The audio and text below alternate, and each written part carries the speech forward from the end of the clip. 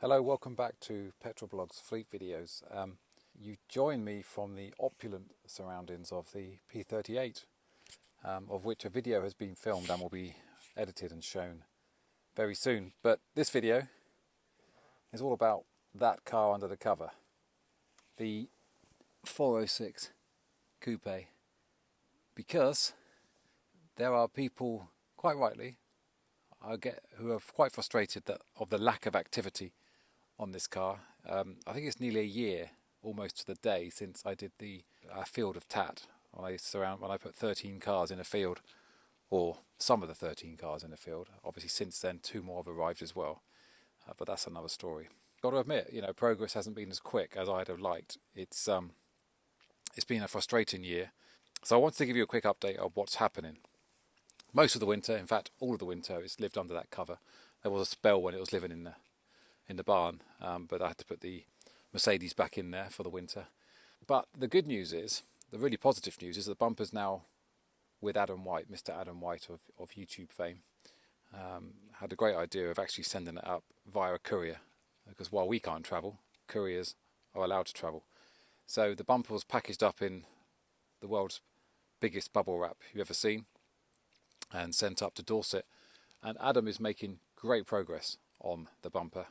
He's going through 2 bumper repair kits, and goodness knows, he hasn't got to the paint yet, but he's ordered lots of paint, and he's doing a fantastic job. It's now holding together, whereas once before it felt like it was going to break at any one time. And actually, when I was packaging it up, it was very flimsy, and I was really concerned that actually the thing would split in 2, and I think that would have caused us all kinds of problems. But it got there in one piece, or for what's left of it. And I'll put some pictures over so you can see how far Adam's got. He's now run out of bumper repair kits. There's another set getting to him this weekend, if not early next week. But really pleased with the progress on that. Adam is a genius. I would trust him with my entire fleet, but I think he'd run a mile if I offered him that opportunity. So it's really good. And actually I was given hope by a chap from Croatia who got in touch with photos of his own 406 bumper. He'd been involved in an accident more severe than the pheasant incident that happened in Somerset, and you'll see from the photographs that he's had to work miracles. He had the choice of repairing it or importing a bumper at extreme cost, and he chose the repair option. And the work in progress that he sent me was really good, and that gave me hope that actually Adam's idea to repair it could be a good one. So it's going to take off the cover today, see how much mold's on the inside, because there will be some. Before we get cracking, I just wanted to show you, this is probably as close as you'll ever get as for a selfie from me, but thanks to my brother-in-law, I've now got official Citroen overalls. So now, as I'm walking around my field of TAT, I feel authentique. So good news, I'm now officially a mechanic. I've now done my training, and I am authorised and qualified to work on the field of TAT. So we'll move away from the posh member of the fleet, move over to the stylish member of the fleet, because the first thing to do, hello goats, is remove the cover. Mixed views on this cover. It's very, very heavy duty. It feels very heavy, which is a positive, especially in high winds. It will take off if you don't strap it down, but then that's the same with any cover. All I will say is, when it gets particularly wet and damp, moisture does get underneath and gets trapped underneath. So you don't want to be keeping these covers on for any longer than a couple of weeks without taking it off to let it breathe. And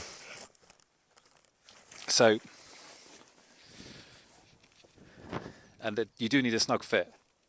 On the Clio, for example, it's not a particularly snug fit, so dampness or water will get underneath where it's overhanging, and so you will get dampness there. But we don't talk about the Clio. We're leaving the Clio for another day. I'll just put that down there to stop it from falling off. So I know a lot of people have strong opinions on car covers. I know people have very strong views on. Oh, look at that! Wonderful. On car covers, and I tend to share them, but in lieu of having space in the barn, I figured that actually when it does come down. When Dartmoor does its worst, they are required.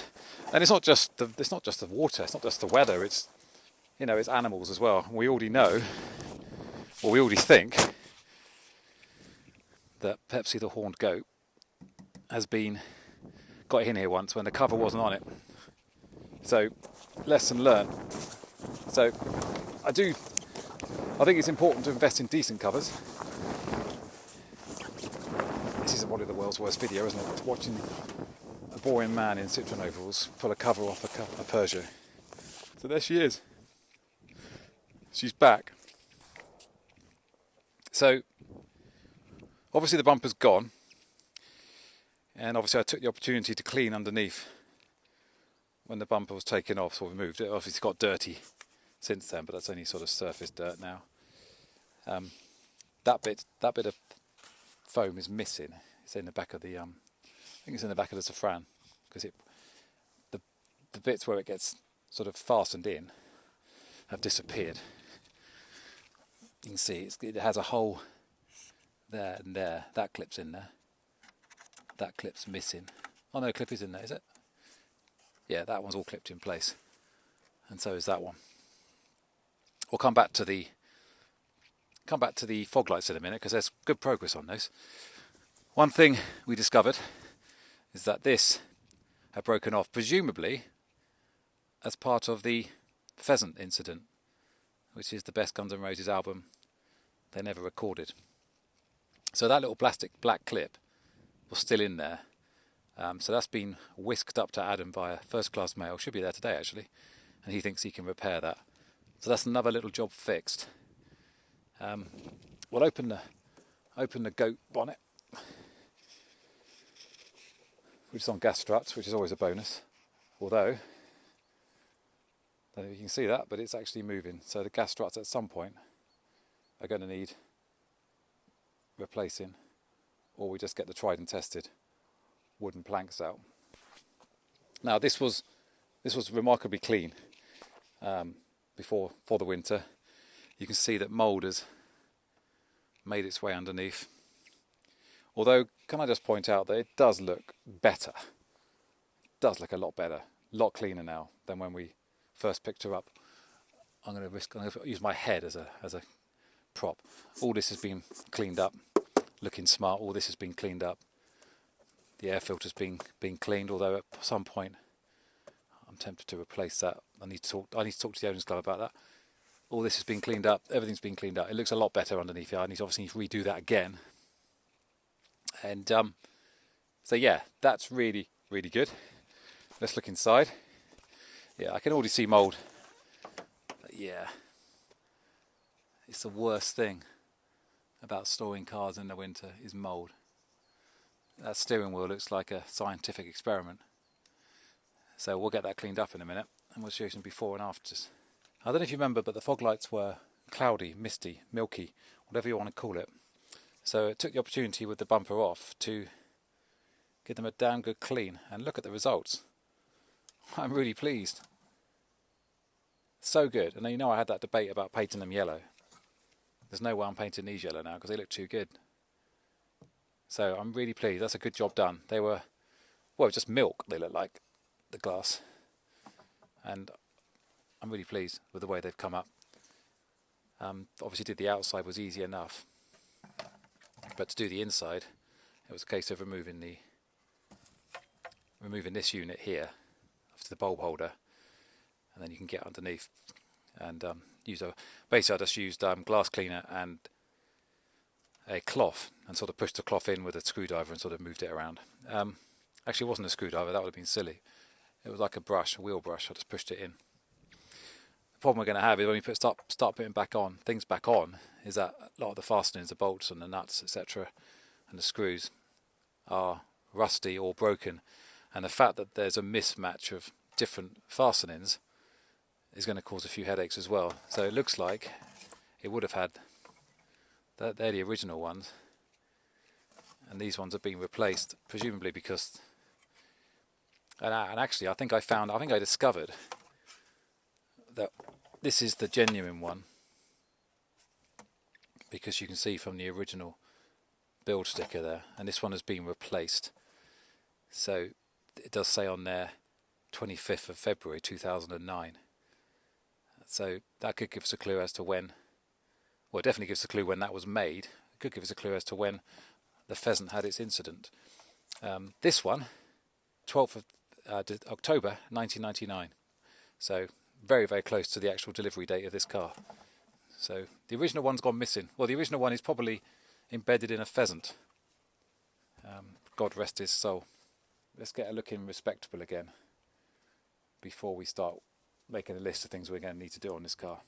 Okay, in that short interlude, I've cleaned the entire inside of the Forest 6. Had a quick drive up the lane in that magnificent creature, and there's a story about that which I'll reveal in another video. And I've just moved that up the lane as well, and that's recently come back from a 350 mile round trip for work purposes. That was its first trip outside of Devon since I bought it, and it was, well, I'll do another video on that another time and I'll let you know. So let's go back to the start of this current lockdown rubbish video. Well, I've also just driven the black Safran because she's now taxed for March. You'll have to excuse the wear and tear or patina on the steering wheel because there's no mould anymore. Look at these doors, look how well they've come up. Yeah, look, and as you can see, I've also put the battery back on because we have lights. But yeah, that's come up really well, a bit of wear there. But again, that's just part of its car, that's part of the car, you know. That's its life. No point trying to hide it. So yeah, very pleased with the way it's come up. It no longer feels like a science experiment or it's trying to kill me. There we are, it's quite ancient, I think that's quite old. The little nozzle doesn't work, so you actually need to push it down with two hands. Either that one really weak. But yeah, good stuff. So what we're going to do now, for the first time, well, definitely this year, I'm trying to work out when the last time we started this, and I think it's going to be back to October, November time before the ravages of winter. So it'll be interesting to see what's occurred. If you remember the last time, we managed to get it working. The reason it wasn't working is because the air filter was gunked up. So I'll be turning to the owners club very shortly, or the owners forum, for advice on what to do with that. So here we go. Now we know for a fact that the alternator, well, the battery's not charging, so we assume it's the alternator, which doesn't look like a fun job. It's going to need some oil, but then it's going to have a full service before anything else anyway now. That's the next step. So let's just go for it. Lovely. Oh, it's talking to me in... What does that mean? Bremsflux... Oh, what is it? Well, I knew the battery, but I don't know what that first one means. I'll have to Google that in a minute. Somebody knows that. The thing is, while you're watching this video, if this was live, you tell me, but it's not live. So I've got to have that joy of discovery. Yeah, so the battery light's on. If it's the alternator's quite reasonably, I think it's reasonably cheap. I've seen them online for 150 to 200 pounds, so that's not a bad price to swallow. What does scare me is fitting it. I'm going to move this now into a position where we can start work on it properly. So I'll let you know how it goes when I come back, because I need to drive now and I can't drive and gimbal at the same time. Right, well, the sun's in totally the wrong place for this, so forgive me for the terrible footage. Well, you're kind of used to that. The really good news is she ran for 5 to 10 minutes. Aside from the battery light, no warning lights came on. I took it very slowly. I mean, I went no more than probably 5 miles an hour because of the anti-roll bar, and also because the fluids in this car are quite old. So I didn't even run it for very long. But look, that's the first time she's driven more than 50 yards in probably 6 months. And I think it's really positive that she's made it down here. So now it's left to Adam to sort out the bumper for me, and it's up to me to sort out all the mechanicals. So I won't make any promises yet, but this is the priority right now. Project 406 Coupe is the one. That's it really. I don't think there's any need to waffle on anymore. I think it's good news. We're on the run. We're kicking on gas. Project 406 is onwards. I didn't forget, but I always remember the frameless doors. Aren't they the best? Yes, they are, says Sprout the goat. Sexy 406 is here. Exactly. Do you want to say something? You want to say something, Sprout? It's your time. Look how she's grown. Look. You have grown. Oh, doesn't like plastic gloves. Don't blame her, really. It's alright, it's only me. Yes. Not a fan of plastic gloves. Well, I'm not a fan of your purple shovel. So, I'll call that quits. Yeah? Ah, now you want to be friendly. First time you've seen the Forest 6. What do you think of... Is it the hat or is it the Citroen overalls? It's one of them. It's either bobble hat, Citroen overalls, or plastic death gloves. Anyway, that's probably a really terrible video. But she's here.